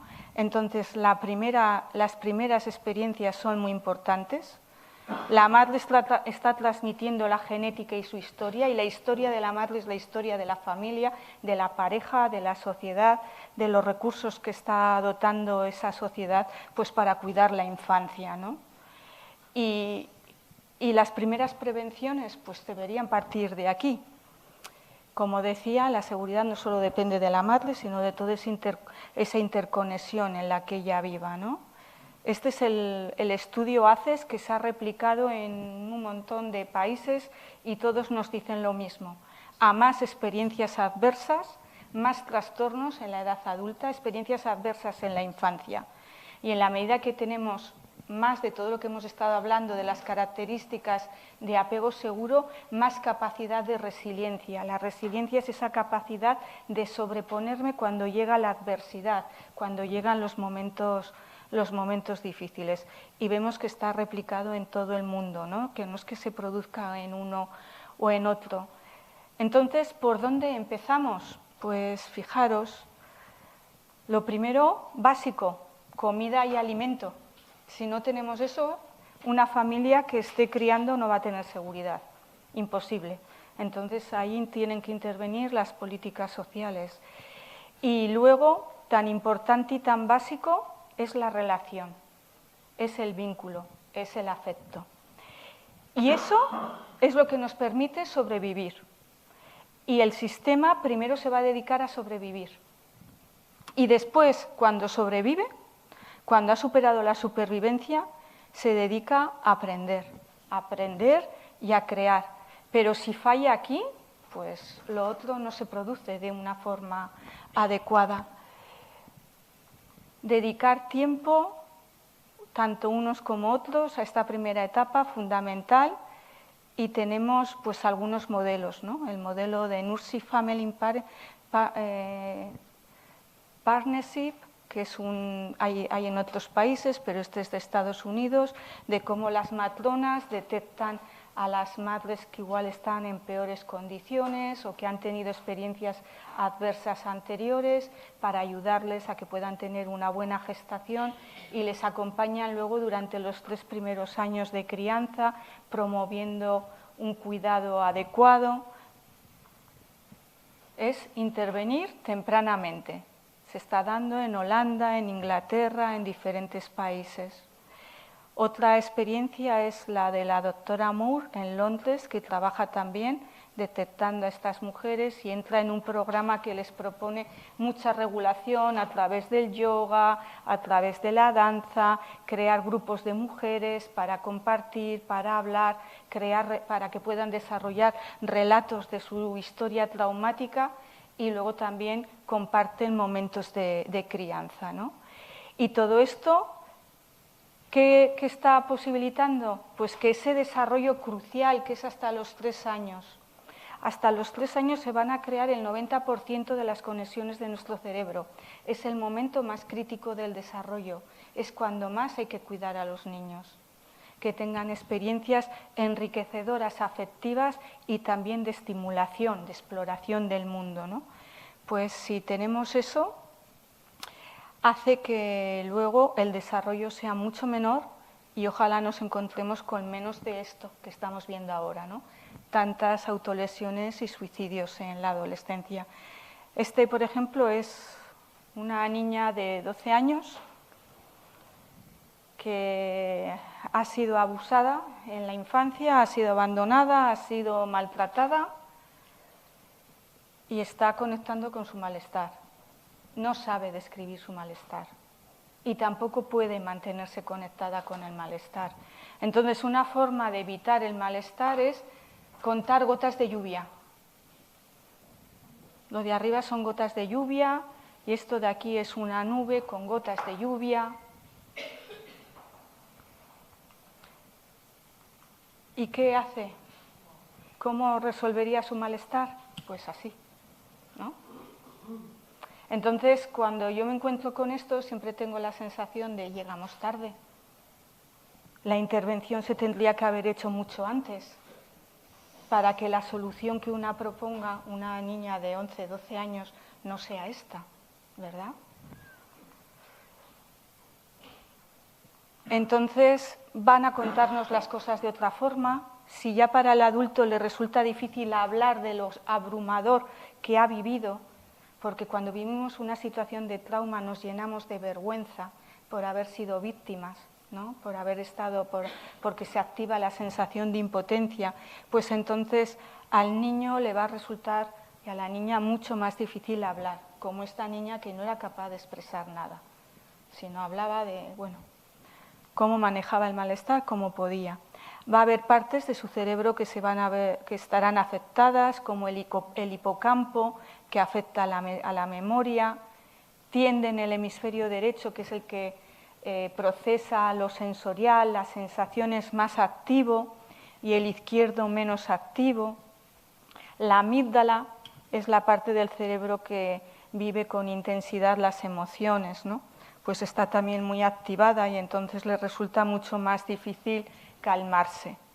Un adulto, cuando le sucede algo traumático, para salir adelante va a ser muy importante las experiencias que ha tenido previamente.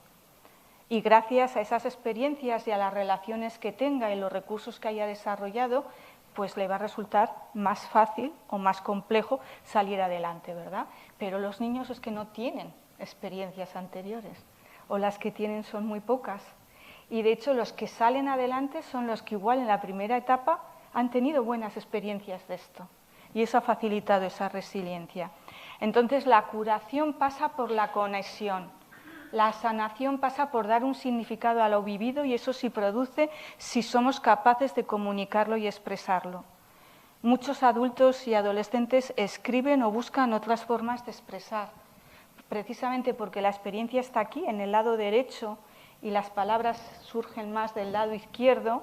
Entonces la forma que tienen de transmitir es con dibujos como otra niña maltratada.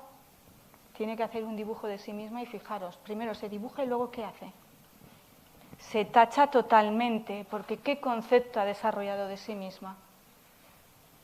Pues un concepto nefasto. Si el que me quiere me pega, ¿qué significa? ¿Que yo valgo algo o que no valgo nada? ¿O que hay algo malo en mí? Porque luego hay un montón de atribuciones negativas, que estas atribuciones luego nos las encontramos en el adulto. Entonces, el arte puede ser una vía de expresión ¿Y cómo se va a reparar todo esto? Mira, aquí por ejemplo vemos la falta de orden y de conexión. Este es un niño de 7 años que ha vivido hasta los 5 en un orfanato en la India y no había salido de un poblado hasta entonces.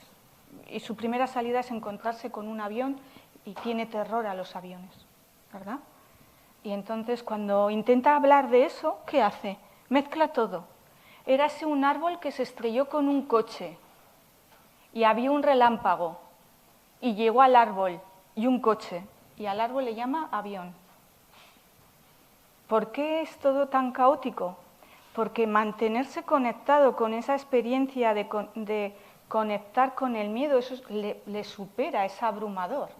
Entonces no puede hablar del miedo. Y de lo que no hablamos, no tomamos conciencia. Se habla de las sensaciones no sentidas o no percibidas.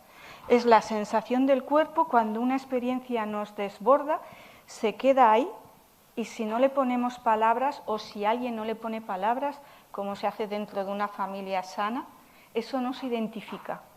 Y está todo el malestar que quieres controlar de alguna manera y que no sabes cómo hacerlo, ¿no?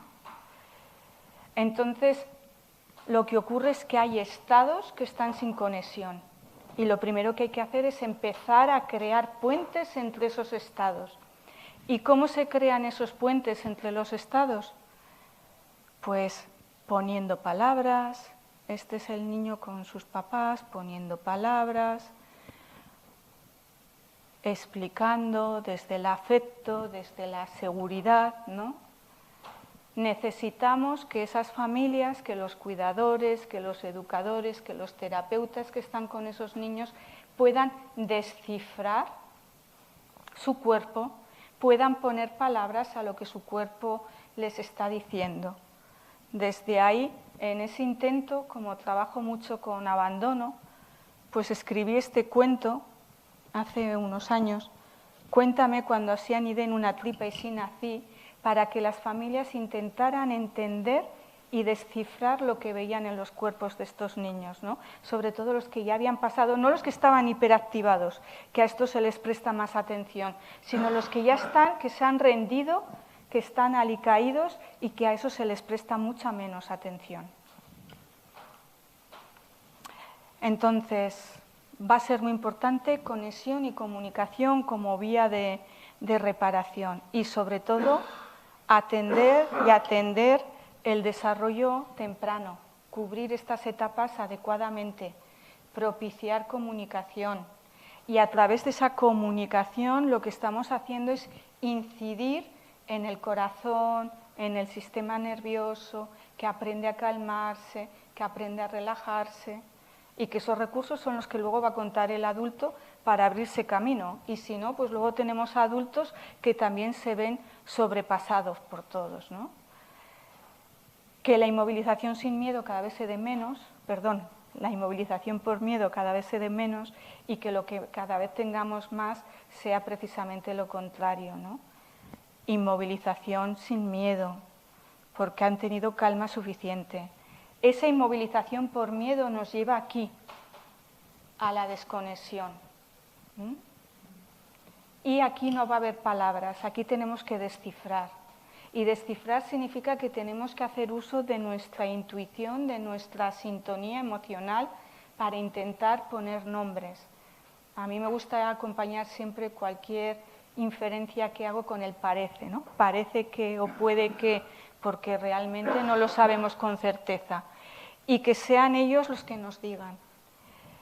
Y ya para terminar, por si queremos alguna pregunta, pues ver cómo es el desarrollo. A mí me parece que el desarrollo de la sonrisa es un ejemplo de cómo se produce todo el desarrollo del bebé. Los fetos sonríen, en las ecografías de 3 dimensiones ya se están viendo fetos sonriendo, ¿verdad? ¿Sonríen porque saben que están sonriendo? Sonríen de forma involuntaria, como un reflejo. Y cuando nazcan, también van a sonreír de forma involuntaria. Eso significa que no son conscientes de que sonríen. Y en ese sonreír de forma involuntaria, porque la sonrisa es una de las características y habilidades que tenemos para captar al otro, ¿verdad? En esa sonrisa involuntaria, ¿qué consigue el bebé? Que se le sonría, ¿no? Que el adulto le sonría. Y cuando el bebé ve que el adulto le está sonriendo, ¿qué intenta hacer él? Una sonrisa que ya no es involuntaria, sino que es voluntaria. Entonces comenzamos a sonreír sin saber que estamos sonriendo, ¿verdad? Y en la medida que el otro nos sonríe, en la relación es como descubrimos el significado de la sonrisa. Bueno, pues todo es igual. Es a través de la relación como vamos descubriéndonos y como vamos desarrollando pues toda nuestra humanidad. Y cuando eso no ha pasado, pues entonces tenemos que empezar a descifrar, ¿no? Porque no va a haber palabras y la intervención pues va a ser desde otra perspectiva. Si te parece que lo deje aquí, ¿quieres que haya preguntas? Yo tengo más, yo tengo para...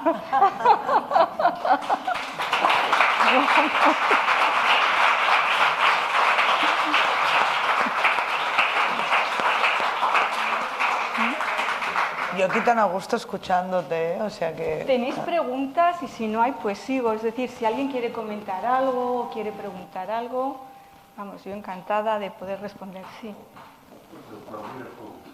¿Has visto la concha de parece un invento más increíble? Sí, sí. La sonrisa me parece algo increíble. Tenía un amigo muy serio, que un día a altas horas de la noche, como a las 9 de la noche, nos encontramos en el despacho, le dijo, oye, ¿te has dado cuenta de lo guapo que es cuando sonríes? Yo se quedó muy sorprendido, pero es que era verdad.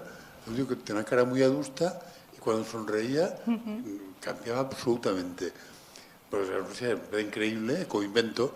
La pregunta era, ¿hay algún mamífero que tenga algo parecido a la sonrisa humana? Sí, los mamíferos sonríen. Su expresión es diferente y esto se ve mucho en los monos, en los chimpancés que se parecen más o los gorilas, ¿no? Sonríen. Y desde luego, bueno, no sé hasta qué punto son conscientes de que sonríen, pero desde luego en su interacción la sonrisa y la expresión facial está, claro que está, sí, sí. Tengo, bueno, si luego llega, tengo un vídeo por ahí, no lo tenía puesto, que es de mamíferos, que me parece, está en el disco duro, pone mamíferos. Si lo podéis poner, es un vídeo cortito de interacciones. No está puesto en el PDF, está fuera. Sí. Desde luego los mamíferos se comunican. Yo tengo tenía dos gatos. Y la gatita, que era más pequeña, hace unos meses se enfermó de leucemia. Nos decían que probablemente la tenía desde que venía de su madre, ¿no? Y entonces, bueno, pues se le activó la leucemia y en 10 días se murió, fue súper rápido. Y lo íbamos a llevar al veterinario para que le facilitara la muerte, porque si no se les inundan los pulmones y es una muerte muy desagradable. Y la víspera de ir al veterinario, pues estábamos despidiéndonos de la gatita de alguna forma, ¿no? Y el gato, que era un poco mayor que ella, se puso así sobre ella con las 4 patas, como haciendo un paracaídas. Se miraron y para mí se despidieron. Hubo ahí unas interacciones cara a cara del gato y la gata y se despidieron.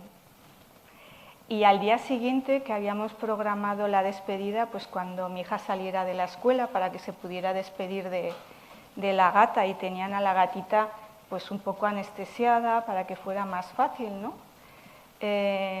Cuando llegó mi hija la sacamos del transportín, ella se estuvo despidiendo, la gatita estaba que casi no se movía y cuando llegó mi hija hizo el esfuerzo de ponerse, se incorporó, le miró. Y curioso, porque el veterinario, ¿no?, le dice a mi hija estaba emocionada, le dice, mejor que estés tranquilita porque los gatos son muy sensibles y se dan cuenta de lo que los humanos sentimos, ¿no? y así le vas a ayudar a que la gatita se vaya más tranquila. Pero es que como humanos también tenemos esa capacidad, solo que no la solemos atender mucho, pero tenemos esa capacidad de sintonizar. Y una vez que se despidió de mi hija, se volvió a echar y se fue, ¿no? Entonces, esto es algo mamífero, de criarnos en relación, en camada, en apoyarnos. Y cuanto más relación hay entre los mamíferos, más se ve este tipo de conductas. Sí. Y para mí, los osos, a ver si corre esto, son un modelo de crianza estupendo. Ahí están teniendo ese contacto privilegiado de cuerpo a cuerpo, con piel, con su madre, ¿no? Están experimentando seguridad, el cuerpo materno-paterno está funcionando. Bowlby habló de dos aspectos a la hora de hablar del apego. Decía que el apego tenía que funcionar como un refugio seguro, ahí tendríamos el refugio, y como una base segura, la base para explorar. El refugio seguro es esa capacidad de organizar los estados. Mamá, papá te dicen lo que estás sintiendo porque el niño no lo sabe. Si no se lo identifica alguien, no lo sabe, ¿no? Y además lo calma. Y luego la base segura es porque te permite ser el trampolín para explorar, para interesarte por el mundo, querer conocer el mundo, disfrutar explorando el mundo. Y tener todo este tipo de conductas, que es disfrute, es satisfacción, porque la crianza debería estar lleno de esto, no vivirlo como una obligación y ¡ah! Ya no puedo más, ¿verdad? Que muchas veces llegamos así, después de jornadas. Y no es lo mismo poder estar alerta, como están ahí los dos, y estar alerta acompañado, que estar alerta solo, porque ese estar alerta acompañado ya hace que baje el arousal, que baje la ansiedad. Y ahí vemos los contactos, cara a cara, interacción. Entonces esto es parte del reino animal y espero que nosotros con toda la tecnología no lo perdamos, porque entonces nos vamos a perder también nuestra humanidad, ¿no? Nuestra humanidad se desarrolla en el contacto y en la relación. Entonces, sí, sonríen, sí, yo diría que sí. Y explorar en grupo, ¿no? Los hermanos o los amigos, los pares, son también muy importantes. De hecho, el maltrato entre los pares es terrible. Activa las áreas en el cerebro, las mismas áreas del dolor físico.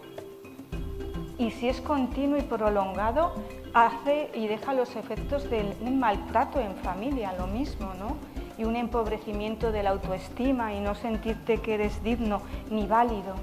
Entonces, es algo que hay que intentar detectarlo lo antes posible y promover las medidas para que no se prolongue, ¿no? Y aquí vemos ese recogimiento, eso es estoy en casa, porque una de las cosas, aquí está explorando, ¿no? La exploración, y explorar bajo la mirada de mamá y papá, esto es muy importante, porque no es lo mismo explorar solo que bajo esa mirada, porque cuando exploras bajo esa mirada, eso te calma. Y luego va a llegar un momento que aparecen los intereses diferentes. La mamá se queda deleitada mirando el lago y el cachorro quiere otra cosa. Y también permitir esos momentos diferentes, ¿no? Permitir que... Y esta imagen a mí me parece, ¿no? Explorando, está subiendo y está siendo acompañado mientras explora. Y ese estar acompañado mientras explora hace que realmente pueda estar tranquilo. Y después de la exploración pues hay que sosegarse, porque la exploración es una excitación, ¿no? Y luego hay que bajarlos. Y si la exploración no ha sido fructífera, que ha lidiado con la frustración, pues entonces hay que subirlos. Entonces somos muy delicados, nuestro cerebro es casi como el del canguro rojo y necesitamos mucha atención realmente para poder desarrollarnos de forma adecuada. Y ojalá tendamos hacia eso, porque normalmente cuando hay campañas y hablan de medidas para las familias, nos hablan de escuelas de 0 a 2. ¿verdad? Sí. Todos los programas ofrecen escuelas de 0 a 2. Pues igual no es lo que más necesitan nuestros niños, escuelas de 0 a 2. Igual lo que necesitan es que la familia pueda tener tiempo para poder hacer todo esto, que los animales hacen, ¿no? De hecho, a mí me hace pensar que normalmente con niños que han sido gravemente maltratados les ayuda mucho la terapia con perros o con caballos, Claro, porque sí. el hecho de porque los animales mimetizan con su estado emocional y se sienten mejor, ¿no? Más comprendidos por parte del animal que no por la persona adulta. Sí, sí. Y eso pasa muchísimo cuando Sí. trabajas con animales y con niños. Y porque además tienen esa capacidad de detectar. Y esta imagen también es muy bonita porque vemos primero la dependencia, tienen que ser dependientes, y luego cuando ya pueden, independencia, ¿no? Pero para lograr la independencia hay que pasar primero por una gran dependencia. Entonces, son unos buenos maestros. Sí. No sé si hay alguna otra pregunta o alguien quiere comentar algo, ¿sí? No sé si tiene... Primero de todo, muchas gracias por tu conocimiento. Quería preguntarte, ¿tiene alguna relación, o que se sepa si existe, los niños, niñas que han sufrido un trauma, si son nuestros mayores que actualmente padecen Alzheimer, demencia frontal? Bueno, hay algunas investigaciones que han visto que que puede haber cierta relación entre el Alzheimer y experiencias traumáticas muy tempranas, ¿no?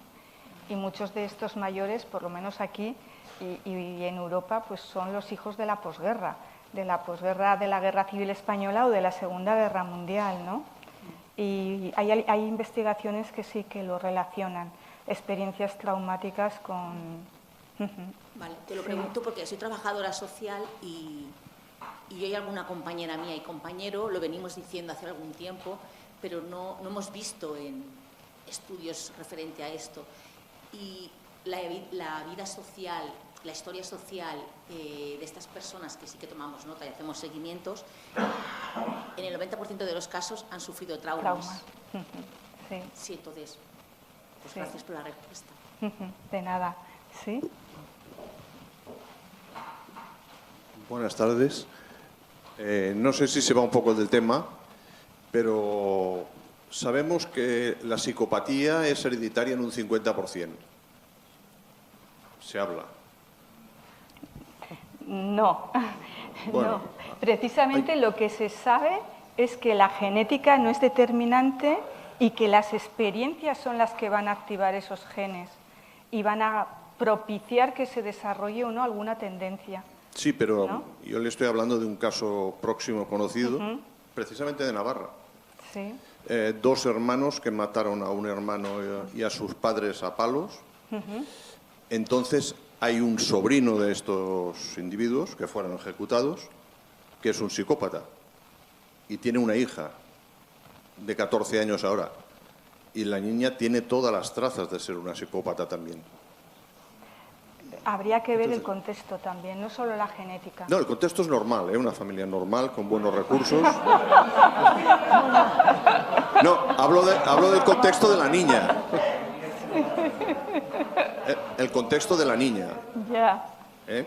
Una familia normal, un buen colegio, pero la niña es una psicópata. Y el padre igual. Y si el padre es un psicópata, las experiencias que ha tenido la niña también están relacionadas con eso, no solo con la genética. Quiero decir que al final hay una interrelación, entonces yo no hablaría de un porcentaje tan alto, no lo sé, ¿eh? No, yo he leído que se habla de un 50%. Desde luego, cada vez a lo que se le da más importancia son a las experiencias. Y entonces, ¿cómo se trata a un niño así, con 14 años ya? En este caso, niña. Pues la interacción familiar va a ser muy importante, Y luego hay que hacer mucho trabajo, hay que enseñarle a mentalizar, a leer al otro, a desarrollar esquemas, pero te estoy dando 2 pinceladas porque eso iría dentro de todo un plan de intervención que primero habría que hacer una buena recogida de toda la historia que ha tenido esa niña, no solo el papá con esa tendencia o predisposición, ¿no? Las cosas siempre son mucho más complicadas y complejas de lo que parece. Sí, porque de hecho la epigenética sabemos que va en las dos direcciones. Es decir, la epigenética es cómo nos afectan las experiencias, pero nos afectan las experiencias adversas y también nos afectan las buenas experiencias. Eso también cambia nuestro equilibrio enzimático y hace que los genes se expresen de una forma u otra. Sí. Gracias. Al final los niños lo que necesitan, me gusta mucho el título de tu libro porque es Mírame, siénteme, Sí. pero también una frase de, bueno, un amigo que compartimos de José Luis Gonzalo, que siempre dice, ¿no?, que los niños necesitan sentirse sentidos, ¿no? Claro. O sea, que lo importante para un niño es que alguien esté pendiente de lo que hace, que alguien le quiera, que alguien le pueda hacer las cosas por alguien, no por sí mismo, ¿no? Porque los niños cuando son tan pequeños no tienen la necesidad de hacer nada por ellos. Entonces el ambiente por el cual tú le propicias y le ayudas, ¿no?, a entender, lo haces adaptativo. Es cierto que a veces los contextos donde se han criado no ayudan, pero también es cierto que hay, igual que hasta los 3 años, ¿no?, también la adolescencia es una ventana de oportunidad también, que hay los suficientes cambios a nivel neurobiológico que también pueden cambiar, ¿no?, la epigenética, que también puede, o sea, es una ventana para bien y para mal. O sea que si tú le propicias a ese preadolescente, adolescente, buenas experiencias y estableces un modelo que a ellos les es válido, pues entonces es el momento, ¿no? O sea que el contexto importa y realmente, bueno, pues es que no es como cuando coges un papel y lo arrugas, ¿no? Por mucho que lo planches, siempre queda la marca, pero al menos puedes ser adaptativo y puedes utilizar todo aquello que has aprendido en la vida, pero para bien, ¿no? Y no para mal, no tiene por qué condicionarte tu pasado siempre, ¿no? Porque a veces esto hace también que criminalicemos muchísimo a los niños o las niñas que han sufrido un maltrato, porque son niños pues que a veces son disruptivos en la escuela, a veces cometen algún delito, ¿no? Pero que lo cometen en el sí del grupo, en el sí de que no tienen ninguna indicación de si está bien o está mal. O sea, simplemente hasta que no ven las consecuencias no se dan cuenta de lo que han hecho. Pero entonces recuperar esa criminalización del niño, ¿no?, y poder recuperarse de eso, a veces es muy difícil porque el contexto no ayuda y los niños al final son niños. O sea, y es cierto que todo afecta, eso de que, total, como es niño no se va a acordar, ¿no?, y ya está. No, eso no es verdad. Pero sí que es cierto que hay muchas oportunidades, ¿no?, y que nuestro cerebro, el otro día decía Rafaelito, se desarrolla hasta los 25 años, o sea, tenemos muchas oportunidades para trabajar con él. Dicen que hasta los 40 no se termina de desarrollar, bueno, ¿no? Quiero decir que aún se ha prolongado más, cada vez se va. Y como decías, la adolescencia también es un momento crítico, que el cerebro se está reorganizando. Entonces también es una etapa que te permite, es buena para la intervención y para desarrollar otros vínculos que sean mucho más saludables, que igual que los que has tenido en esa primera etapa, ¿no? A lo largo del ciclo vital siempre hay momentos que facilitan oportunidades. La primera infancia, desde luego, es crucial.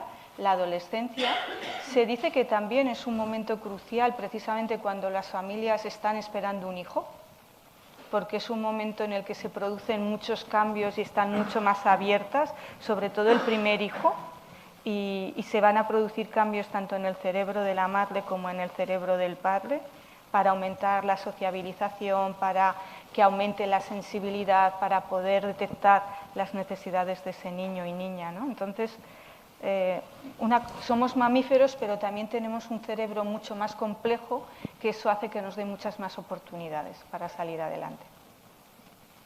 Sí. Pero todas pasan, o en gran parte, por la conexión y por dar un resignificado a las experiencias que hemos vivido. Y comparativamente, un trauma de la infancia es igual que un trauma de la adolescencia o de la preadolescencia. Pues mira, lo que se está viendo, hay investigaciones que sitúan tanto el tipo del trauma como el momento en el que se produce genera efectos diferentes. Por ejemplo, el daño social, el daño entre iguales, afecta muchísimo en la adolescencia y puede llevar al suicidio, y ya lo estamos viendo, ¿no? Quiero decir que el tipo de trauma y el momento es determinante, y no todos los traumas afectan igual, dependen del momento. El maltrato es mucho más, afecta más en las primeras etapas. A las niñas parece que lo que más les afecta es el psicológico, más que el físico. Quiero decir que luego también hay diferencias por género. Hay toda una... Se están ahora desarrollando mucha investigación en ese campo, ¿no? Martin Teicher es uno de los investigadores que más ha investigado y ha publicado en esa línea. Sí, Teicher. Sí. Y en concreto el bullying afecta mucho en la adolescencia, en la preadolescencia y adolescencia. Porque te estás saliendo de tu núcleo familiar y te estás abriendo al exterior. Entonces necesitas como reafirmar lo que has conseguido o la oportunidad de crear un modelo diferente si el anterior era malo, ¿no? De tener buenas experiencias. Entonces es también, si ahí te encuentras con una experiencia adversa de no aceptación, de rechazo continuo, puede ser muy dañino. Pero si la base también, o sea, si lo que has vivido hasta la preadolescencia, hasta los 12, hasta los 14 años es sólido y has crecido en un ambiente de buen apego, de relaciones estrechas, el estado, digamos, el tiempo que pasas en una preadolescencia traumática puede desequilibrar la primera parte de la vida o... Sí puede. Es decir, es cierto que en la medida que en la primera infancia haya habido experiencias saludables y positivas, nos va a fomentar o facilitar que tengamos esa capacidad de ser más resilientes. No es lo mismo tener una experiencia de bullying puntual o en un periodo cortito que prolongado. Si es prolongado puede tener bastante impacto. Desde luego el impacto va a ser menor si ha tenido un apego seguro que si no lo ha tenido. Si además no ha tenido apego seguro, el impacto va a ser total y absolutamente nefasto para ese futuro adulto que se está construyendo y que quiere sociabilizarse. Pero hay que darle importancia, no le damos la suficiente importancia al bullying y se minimiza y se hace como, no es tanto, todos sufren bullying. No, todos no sufren bullying y luego no a todo el mundo las cosas les impacta de la misma manera, ¿no? Hay personas que son más sensibles y que si igual están viviendo otra situación complicada. Yo no hace tanto he estado trabajando con una niña que le coincide una experiencia de bullying mientras su mamá está en un proceso oncológico. Entonces, pues claro, le ha afectado muchísimo, porque era mal en el colegio, en casa toda la situación que estaban viviendo tan comprometida, entonces no tenía un refugio donde poder, lo que estamos viendo en ese oso, ¿no? Que puede hacer así, sino en todos los sitios era alerta, alerta cómo está mamá, luego alerta cuando voy a clase. Eso se prolonga en un par de años y ha tenido muchísimo efecto en ella. De nada. Que a veces los adultos tenemos muy claro que es sufrir estrés, ¿no? Y la necesidad que tenemos de relajarnos, de tomarnos un baño, de irnos a tomar un café con una amiga, ¿no? Ir al cine o ir a pasear y tal. Y los niños también les pasa esto y a veces no les dejamos que descansen lo suficiente, ¿no? Levántate corriendo, vamos a la escuela, cuando terminas de la escuela vamos corriendo a comer, vamos corriendo a cenar, vamos corriendo al fútbol, corre que tenemos que ir al súper, corre, y cuando se dan cuenta, corre que tenéis que ir a dormir, ¿no? Entonces los niños también necesitan esos descansos, esos Kit Kat, ¿no? Esos momentos y a veces no lo tenemos en cuenta. Los adultos no queremos mucho a nuestros niños, ¿no? Pero a veces, o sea, no somos conscientes de que, ¿no? Porque los niños pues no dicen, ay, es que estoy estresado, ¿no? O tal, no, se quedan así y dicen, pues vale, pues bueno, porque al final son muy adaptativos, ¿no? Pero lo malo es cuando se adaptan a no tener aspiraciones a sentirse sentidos, ¿no? A ser reconocidos, a ser valorados. Entonces, claro, los niños crecen con una autoestima o con un autoconcepto que, llegado a un momento, por ejemplo, en la adolescencia, si tú tienes un autoconcepto de que no vales nada, pues no valdrás nada, ¿no? Y terminarás en un momento, pues el suicidio puede ser una solución muy viable, ¿no? O como si soy malo, pues voy a ser malo de verdad y voy a ser el matón del colegio, el que, bueno, pues el que le pega a todos, el que, lo que sea, ¿no? Pero al final ese autoconcepto somos los adultos quienes ayudamos a consolidar, a crearlo y luego lo alimentamos o no. Pero eso también tenemos que ser muy conscientes con eso, porque los niños también tienen que descansar y tienen que tener ese espacio para verse bonitos, para verse, ¿no?, queridos, para sentirse sentidos, para que los miren. Y sobre todo porque no lo saben pedir, porque no saben explicar lo que necesitan o cómo están, ¿no? Incluso la expresión más normal de un niño que está cansado es moverse más. En lugar de pararse es moverse y acelerarse más, ¿no? Y lo que está es, alguien le tiene que decir, estás cansado, hay que empezar a parar, vamos a darte un baño, luego vamos a la camita. Y él te va a decir, no, porque ya se ha pasado de rosca y está muy activado, ¿no? Entonces, les cuesta decir lo que necesitan. Es el adulto el que tiene que deducirlo, verlo. Y aquellos comentarios, por ejemplo, también de, ¿y por qué no me lo has dicho? ¿No? Entonces, mal, no lo he dicho, también lo he hecho mal, ¿no? O sea que tenemos que buscar la fórmula para poder... Los tenemos que mirar y escuchar en su idioma, no el del adulto. Tenemos que invertir los roles y ser menos adultocéntricos y más niñocéntricos, ¿sería la palabra? No lo sé. Bueno, ¿no? Ponernos a su altura y mirarlos cara a cara, echarnos al suelo con ellos, tener esas interacciones cara a cara que veíamos. Y desde ahí sentirlos porque tenemos la capacidad de resonar. Los adultos también resonamos con los estados, no solo el niño resuena con el estado del adulto, nosotros resonamos con su estado. Para eso necesitamos estar relajados, parados, para poder detectar el estado e intentar calmarlo, regularlo, ¿no? Vamos, yo diría que todo pasa primero porque nos calmemos nosotros, como adultos, para luego poderles calmar a ellos. Y normalmente hacemos al contrario. Les pedimos que se calmen y si no se calman empezamos en espiral hacia arriba. Y ellos nos siguen, claro. Sí. ¿Hay alguna pregunta más? Mira que nos quedan 5 minutos, nomás.